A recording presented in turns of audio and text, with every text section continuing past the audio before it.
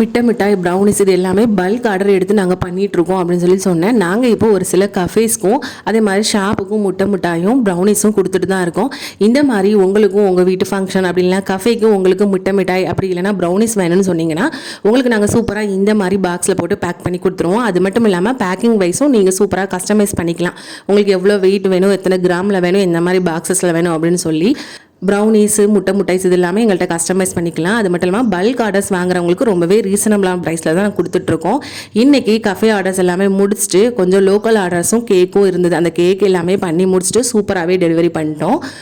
இன்றைக்கி ப்ரௌனி ரொம்ப சூப்பராகவே வந்திருந்து, அதையும் நான் உங்க கூட ஷேர் பண்ணிக்கிறேன். இந்த மாதிரி ப்ரௌனிஸ், கேக்ஸ், அப்புறம் மிட்டாய் வேணும்னு நினச்சிக்கலாம் மறக்காமல் எங்களை காண்டாக்ட் பண்ணி உங்கள் ஆர்டர் ப்ளேஸ் பண்ணிக்கோங்க.